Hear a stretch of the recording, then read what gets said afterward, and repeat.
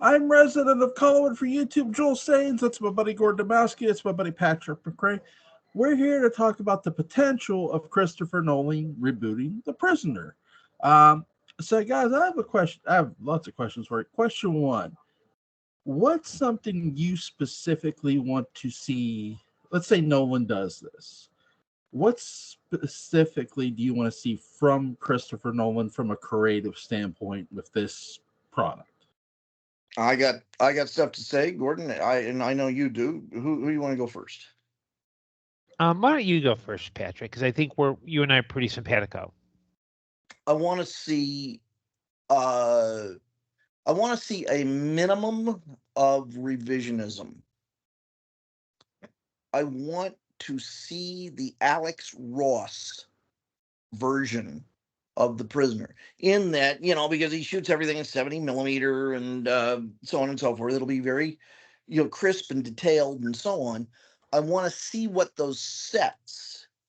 I don't want a lot of. I don't want the sets to really change, or the costumes to change, or Port Myron to change, or any of that, because that's part of The Prisoner. I think we've learned from things like the Dark Shadows movie that the look and feel of these things is really important to making it what it was. Unless you're bringing back the original cast and you're kind of ooching the sets along a little bit. Now, those sets were very flat that McGowan had because, they were flat. And there was not a need for a lot of texture and so on and so forth. So, definitely bring that out. But I think that Cold War modern aesthetic is really vital to what they're doing. And so, it's got to be that cricket jacket with the white piping. I don't want to see things. I don't want to see the badge embellished that much. I mean, maybe it can be in relief or something, but it needs to have that, that black, white, red, look. You've got to have multiple number twos, depending on what you've eaten before you go in. And I think, one of the initial actors playing number two needs to return towards the end, because these aren't just Easter eggs for fans. I think these are essential parts of kind of what makes the prisoner the prisoner.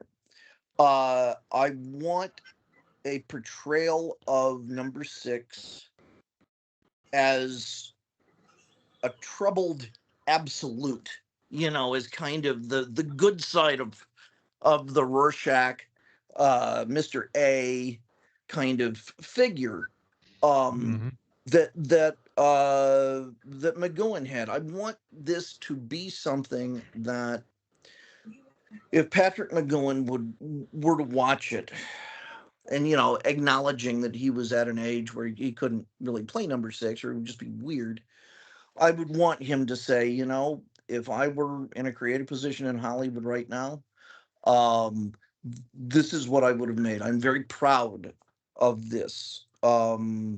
You have not tried to solve things that I didn't try to solve, but you have made this, at least, not all of it has to take place in the village, and there could be multiple number sixes.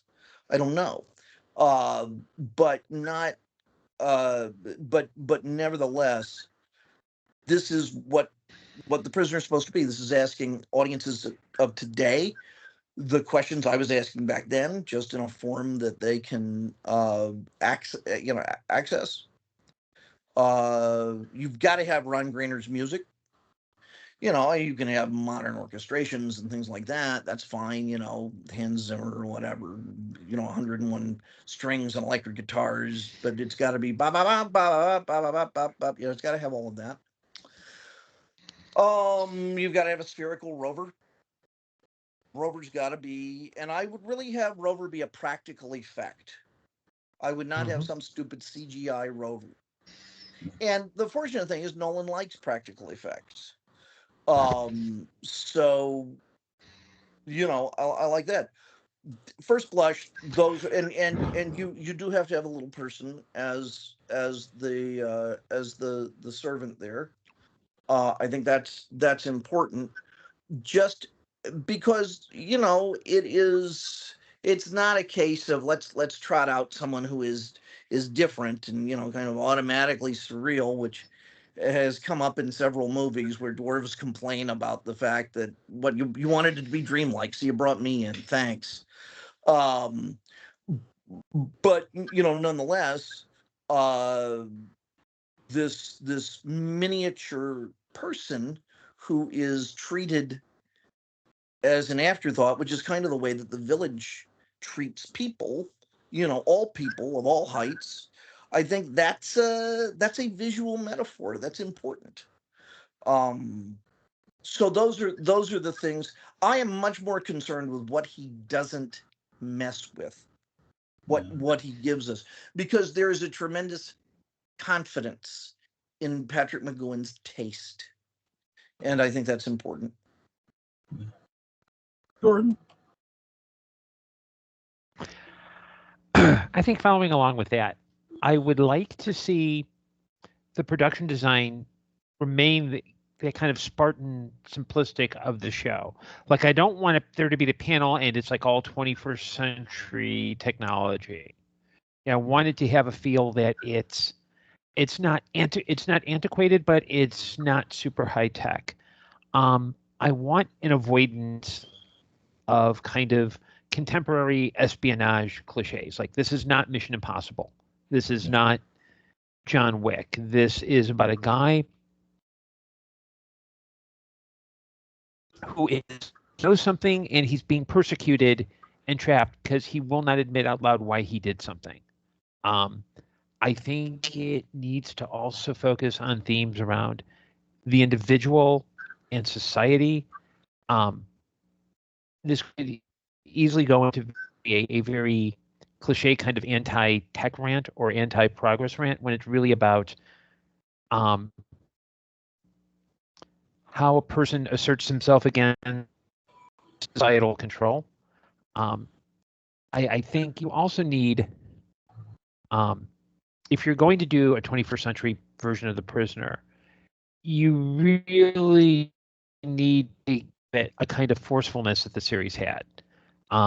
Because I think sometimes with a film like this, it would be very easy to devolve into finger shaking and this is what this is mean society.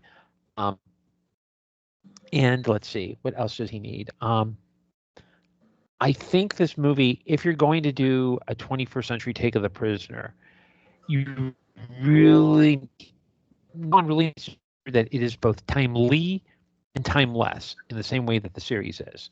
The series, you can definitely pin it down to the 60s, but the themes are universal. And he's going to need to hire some really good screenwriters to work this through, because otherwise you end up with that 2009 crappy sequel that nobody watched. What sequel, right? Yeah. Now, the other possibility here is that borrowing some of that, and this would require some tech and stuff like that, but making it, this is something Gordon and I talked about last night, making it a legitimate sequel to The Prisoner. So, there is someone who knows about John Drake, and you see pictures of, or you don't call him John Drake, but you see pictures of Patrick McGowan and all of that, and they are determined to hunt down the village, and that they get to the village or one of the villages, and or the remnants of it, and that there is this very clear continuity, that these are things that we recognize, these are things that we know and that we see. An idea I've had when that 2009 thing happened, I asked myself how I would do it, and how I would do it is have a different number 6 every episode instead of a number 2 every episode, and that number 6 is a designation for their most difficult prisoner. Their prime prisoner is always number 6, and that they all don't want to tell. They or ostensibly, maybe one of them just comes right out and tells them, and they don't believe him. And and that, this is geeking out a lot, but that you have these different approaches of different sort of types of heroes that we would have gotten in that role as it goes on, because then you remove yourself, at least in terms of the Drake character, from a direct comparison, and you're looking more conceptually at the village and how it's evolved, and maybe number 2 is an ex number 6. I think that's an interesting idea, being able to give people who are new to the franchise, it wouldn't really matter because they're getting an entertaining story with themes of the prisoner. To fans of the prisoner, their image and their memory of Patrick McGowan is in no way changed or besmirched or anything like that. And they are invited then to continue sort of the implications of that story, because number 6's story is kind of wrapped up, but they have not wrapped up really what the village is. Not that this would clearly define it, but I think there are more. The village had more tricks up its sleeve for more types of people, especially as time went on. Yeah, here's a question for you guys. Like, would you use different locations? Let's say if you have multiple number 6s, let's say one's in Tokyo, one's in Ireland, or not. Well, they might be from there. Yeah. They might be from there, but everybody, it's like Rick's. Everybody comes to the village. Everybody comes to, and it's got to be shot in Port Myron, not just in sets that look like it. No, fuck you. It's got to, pardon me, but it's got to be, the exteriors have to be shot there. Yeah, I do believe that Nolan, because he's somebody who seems to, follow whatever he's going to do. So I do think he'll film it there. I do think we'll see shots actually in that location. But who would you want to score this?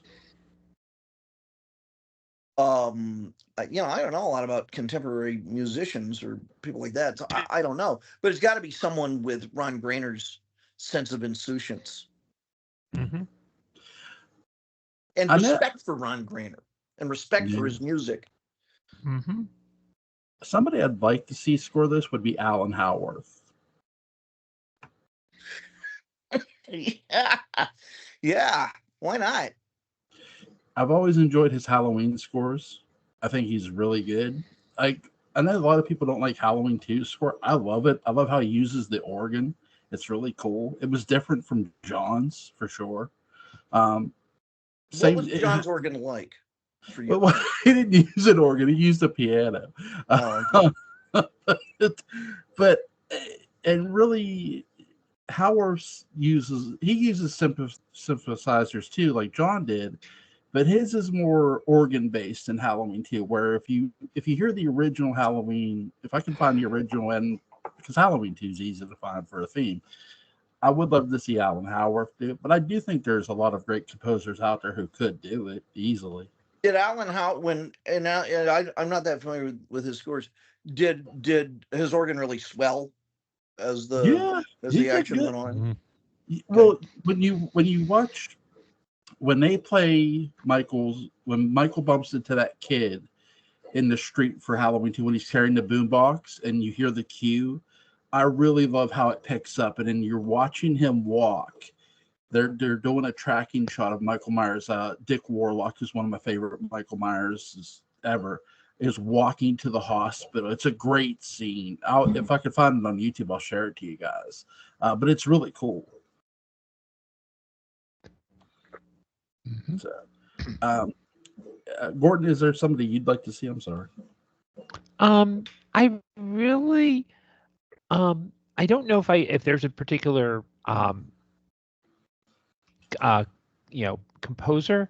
The one, unfortunately, if he passed away years ago, but I would love to hear Ennio Morricone try a score of this. Yeah, he died in 2020, because that would be that. I think he would just capture that kind of paranoid, surreal mood very well. I think you're right, and I think he would also capture in moments, and this is something Ron Grainer sort of accomplished in a few phrases that he had, but just there are some, like towards the end of Prisoner episodes, the music would become very I don't want to say sweet, but it would become very affirmational. There would just be a few phrases that he would use that would let you know that number 6 had made everything as right with the world as he could. And, I think of that music that he used at the end of The Untouchables, and just a few of the phrases like that, where he also is able to convey a real sense of decency. And I love that too about Ennio Morricone.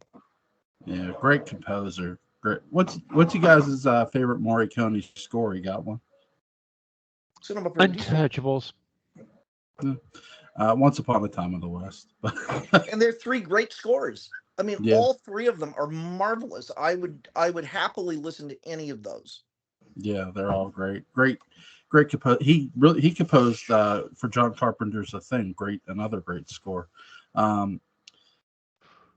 Who would you? Because Patrick McGowan was a great actor. Who would you get to play number 6? Or well, we're stuck with Cillian Murphy. I mean, you realize that, right? Right. Yeah, that's a done deal. I mean, it's of course, and he is a perfectly decent choice. Yeah, he is the right age. Because he is ageless, I would also be happy with Willem Dafoe. Yeah, Dafoe's. I would like to see maybe Dafoe as a number 2 would be predictable because he's used to playing heels, but I'd like to see him in there somewhere. He's such a good actor to watch. I mean, anything Dafoe's in, I'll watch. So. Well, you want a predictable number 2. Yeah. You want a regular, predictable number 2. Mm-hmm. Yeah, having a predictable number 2 just makes everything flow more easily. Yes. It's a smoother story. I tell you who I'd really like to see too as a number 2 is Jamie Lee Curtis. I don't know if Nolan would go out and get her, but she'd be fun. Yeah, I think she'd be too easily angered and frustrated. She's a number 2 who wouldn't last very long. She'd just be too damned angry. Now Christopher Guest, her husband. Yeah, he's. I haven't seen him in a while, so I don't know how he's aging, but pretty well. He looks good for his age. I mean, in my opinion, because he was at a red carpet event with her, so he looks good for. Did they buy any carpeting? I mean, did they were at a red carpet event? Did they buy any red carpeting? That I think is what we're. I hate to say it. You know who I think would make a really good prisoner movie? God help me, Rian Johnson. Mm-hmm. Yeah, I think he has the right sense of impish humor, and the and the ability to summon the stakes when he needs to. Can I give you a? I know I said the one guy from Archive 81 for number 6, but another guy I could say is Mads, the guy who did Hannibal. Oh, Mads Mikkelsen. Yeah, he'd be great. Yeah, he'd be.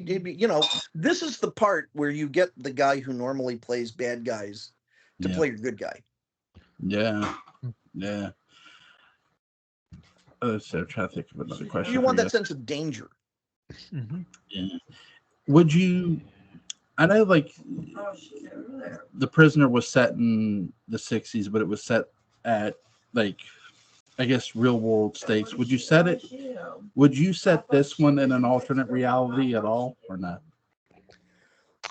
I would make it timeless. I would take the Mad Men approach.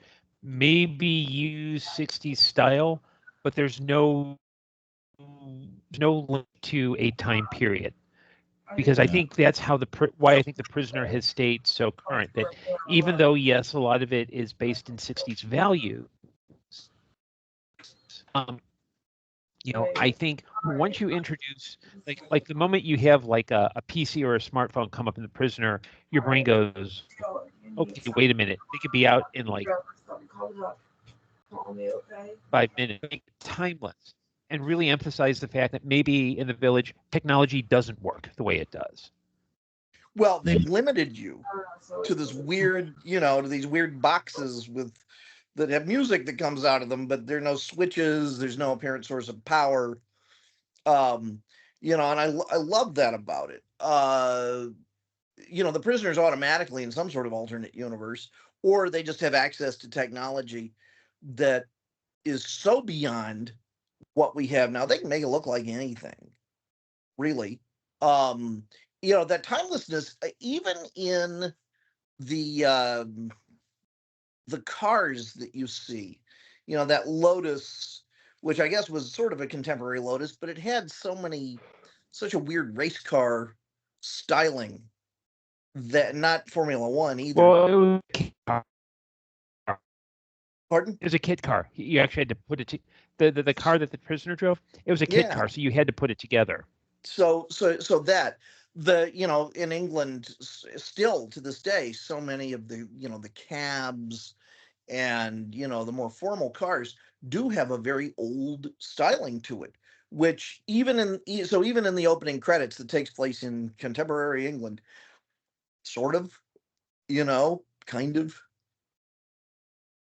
And I love that about it. Yeah. Would you start this film in London, or would you just okay, we don't know how they got to the island, or would you just start it on the island or the village? I think you have to ground it in some sort of context that feels like home, because the idea that he thinks he's in his home and then it gets perverted is also, I think, very important to that mythos, that they give him just enough. We're going to make your cage really, really nice. We're going to make it very familiar. I think that's important. Sure, you can start it in England. I think I think there is an Englishness to this mythology that if you're going to do it right. Because we've seen them do something else and it just didn't work. Yeah. Okay, I've never seen The Other Prisoner. What's some of the mistakes it made that Nolan needs to avoid? Oh man, Gordon. Okay, let me see if I can put this. One, no Jim Caviezel. The man has no charisma whatsoever. That's just point of Jesus. Yeah. I think, from what I saw, they kind of took. The first is they took elements from the various episodes and kind of mashed them together.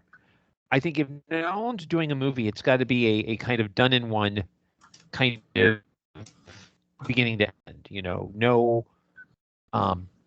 You set it up for an inevitable sequel, but it should be a done in one story. I think the other weird thing was that it tried to do this thing of he is in the village, but there's this dreamscape, and that you get into the village by dreaming.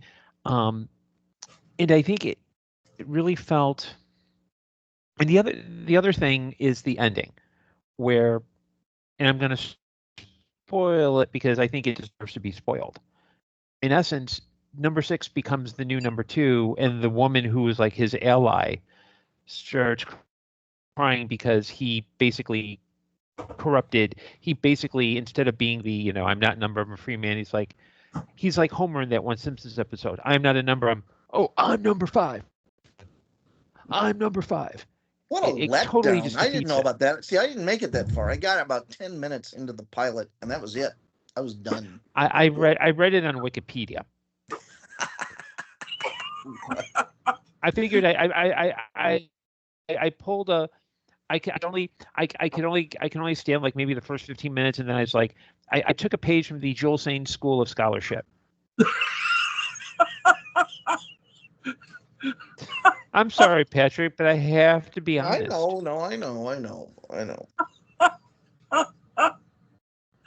Oh my god. That's. Well, I could have made something up if you want. I could make up another ending, a better ending. I don't think I have high hopes because anything I've seen of Nolan's, I've enjoyed. He's a very smart filmmaker. He knows who to hire from a writing standpoint. Seemingly, do you think he'll go like Patrick McGowan on this and write this himself and direct? We know he's going to direct, but do you think he's going to write this, produce this, and direct this? Only if he stars in it himself too, which I think would just be marvelous. Just go all the way. If you sin boldly. But yeah, and he's gonna, go ahead. It's gonna jump around in time. You know that the narrative's gonna be fractured. It's gonna be all over the place. You know that it's going to be very difficult to hear people.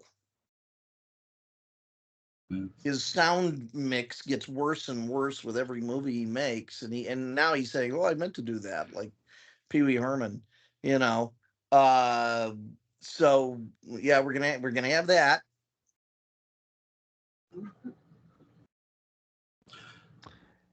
Yeah, I think he'll I think he will probably want to have a heavy hand. I also think that he'll probably want to make it a little mind bendy, not just in terms of the personal interaction, but like movies like Inception and Tenet. They have that kind of reality, messing with reality kind of quality. I mean, it's kind of hard too, because it's like The Prisoner is such a unique piece of media. It's hard to think of how else you can translate it. Yeah. And it's like, it's kind of like as much as yes, Christopher Nolan may be the ideal candidate for a Prisoner movie, I can't be concerned. I have to be concerned because like 10, 12 years ago, somebody said, who would be great for a Dark Shadows movie? Tim Burton. No. Yeah, it just depends on which Tim Burton you get. If you get the Tim Burton who made Sleepy Hollow, that's a start. But it was Tim Burton who made Mars Attacks.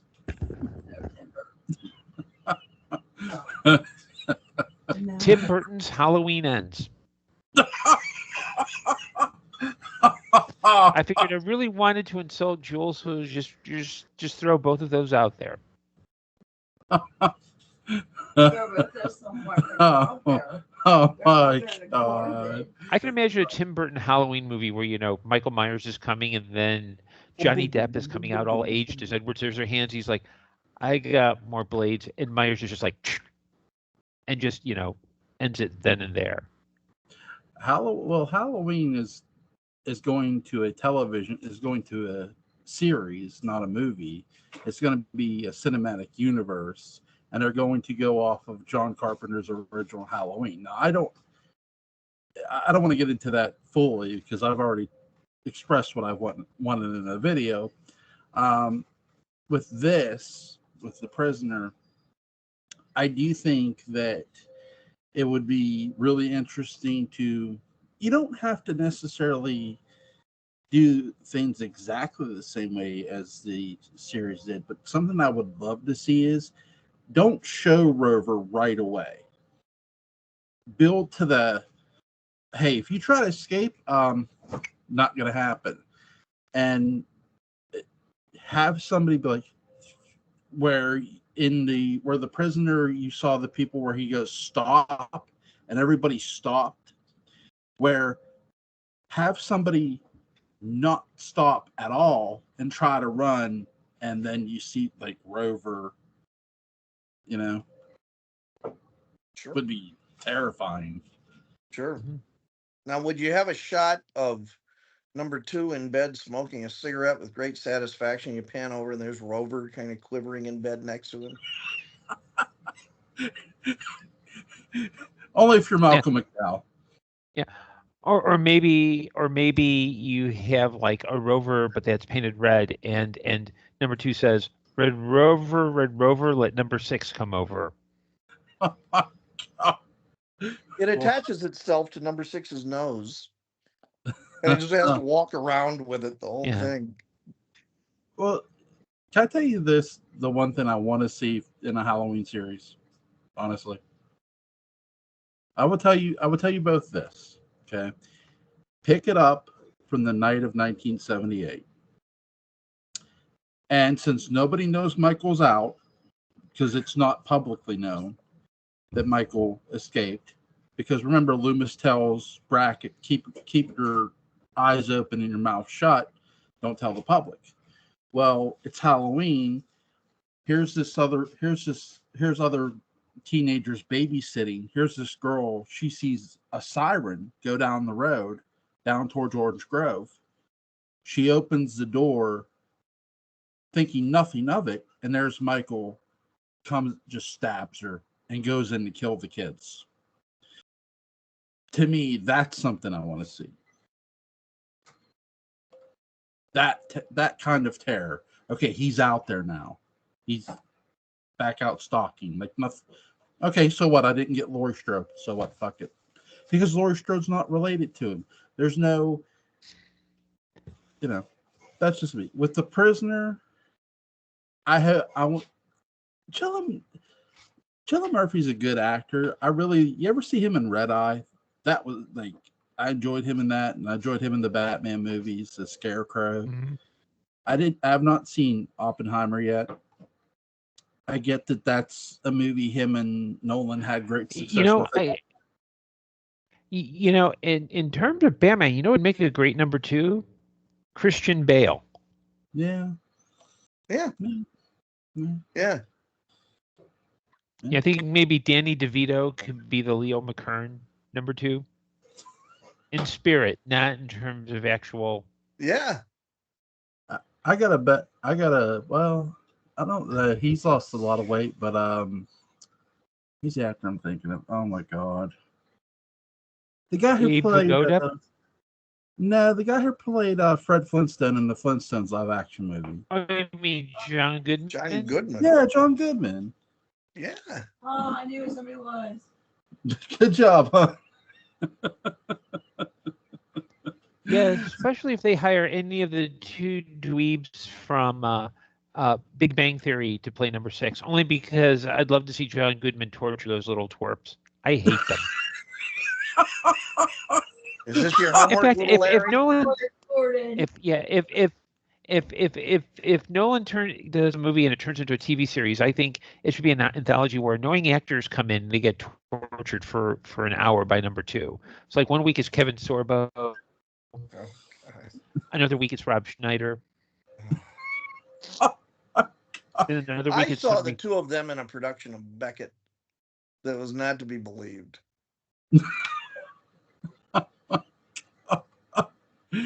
Oh, God. Was this the play about the guy from Quantum Leap? The new Quantum Leap got canceled, by the way. Oh, well. I didn't even know there was a new Quantum Leap. Yeah, well, it was Why on NBC. was there a new Quantum Leap? Well, it was because you got to exploit that IP. That's why. Yeah, it's one of the things that, I can be Downer Debbie for a bit. It's one of the things that kind of concerns me about this whole Christopher Nolan prisoner thing. It's like, I guess in my mind, again, because the prisoner's so unique, I don't know if it should be something that should be reinterpreted and I mean, there's so much there that why do we need a new version and a new version? And it's, I understand, it's like knowing that, yes, studios are looking at what do we have that is familiar that people go spend money on. But then there's part of me that's like, well, if you're not willing to take a chance with anything original or even public domain, why are you even bothering to? Yeah. Can I make a prediction? Yes. Here's my prediction for you. Because he's what are the lottery numbers for Powerball, Jewel? Because I think if you're going to make a prediction, do something. practical. I'm sorry. Go ahead. I think he's supposed to make it into a movie. I think he'll do this just like he did The Dark Knight in 3 movies. I think the first movie will be titled The Prisoner. And to Patrick's theory, in my opinion, I think the next movie will be just titled Number 6, and you'll see the different number 6s. And then number 3 will be whatever the end's going to be. It's got to be called Degree Absolute. Yeah. I think that if he, again, I could be wrong. Maybe he'll just do this in one whole movie. But if you're really going to do The Prison right, you don't have to do it in one movie. Well, you don't have to. Dark Shadows, to me, should not just be done in one whole movie. It's like a 2-hour story. Build your story. Same thing with The Prisoner. You don't have to do it in just one whole movie. Yeah. Gordon. Go ahead. I was just going to say, given, though, the very suspenseful and serialized nature of The Prisoner, make all 3 at once and release them about 6 months apart. Yeah. At least do that. Don't make me see the damn thing and then think, God, I have to wait 3 or 4 years. And don't do that. Just get it over with. Yeah. Yeah. And I think, nobody expects A Prisoner to be all in one movie, but I think expecting people to come back to a series of movies the way they would a TV show, I think that's very unrealistic, even with streaming, because with the way that people are now, a lot of movies are going back to theaters. A lot of them, there's delays when they come out on physical media and streaming, etc. And quite frankly, I don't think it's fair to expect people to essentially be shelling out $15 a pop to see something that they think, okay, well, I can catch this on DVD later on for the same amount of money, or I can catch it on streaming, or I could use illicit means to acquire. Yeah. And by illicit means, people, you may not know this, Jules smuggles films, pirates films for a living. He goes into movie theaters and he steals the actual digital media and film cans. Doctor Who fans, he has the entire Dalek master plan, all 12 episodes and Mission to the Unknown. Don't let it. He's keeping them. That's what you did when you said you went to the bathroom and you were gone for like 25 minutes. I thought you was just in there taking a number 2. Really, hon? See. Julie gets it. In the comments, tell Jewel to release all his films now. All of his number 2s now. Release the Kraken.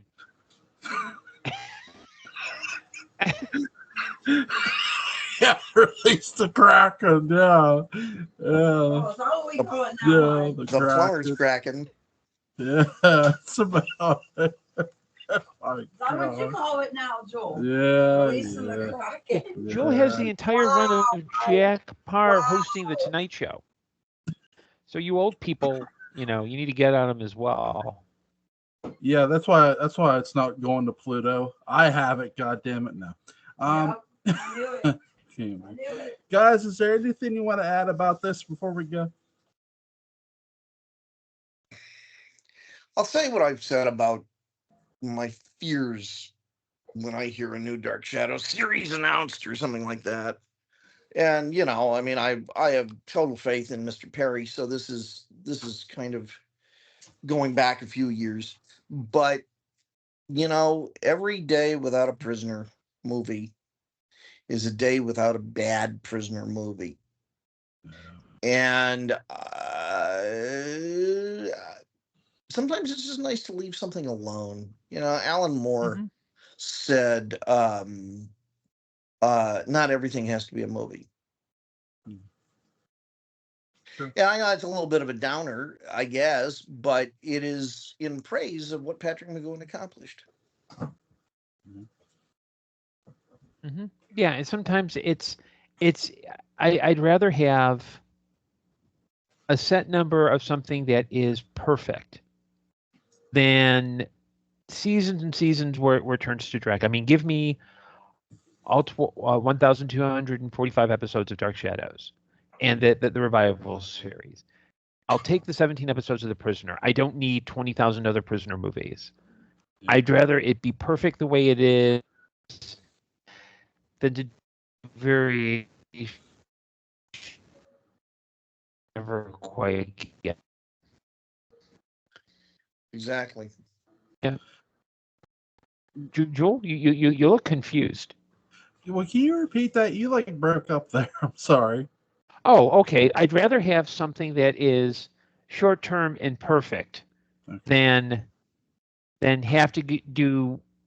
I'd rather have a good Prisoner series than several bad Prisoner movies. It's kind of a variation on Patrick's thought. I agree with you. I think that though I like Nolan's work and what he's done, wanting to do The Prisoner or Dark Shadows or anything like that and doing it correctly is another matter. It's same thing with Halloween, same thing. But I think that's the thing too. It's all about fan perspective as well, because there are people who will be like, well, I like this, this, and this, and this, but then they don't like this, this, and this. So, again, Nolan may make 75% of Prisoner fans happy. Then there might be the other whatever percentage that isn't. Who knows? I don't know. We'll find out. Guys, is there anything you want to add? No. Yep. When's the next? Tomorrow night, guys. Episode 367 with Christine and Kara, 10:30. Is that good for you guys? Mm-hmm. Okay. Yeah, that should be fine. Okay. Links to Gordon Dymowski's Amazon page and website is going to be in the description box. Link to Patrick McCray's Dark Shadows Daybook Unbound is going to be in the description box. And his latest article from the Collinsport Historical Society is going to be in the description box. Go check that out. Gentlemen, it is always a pleasure. I will see you tomorrow night. Take care. Take care. Yeah, right. Bye.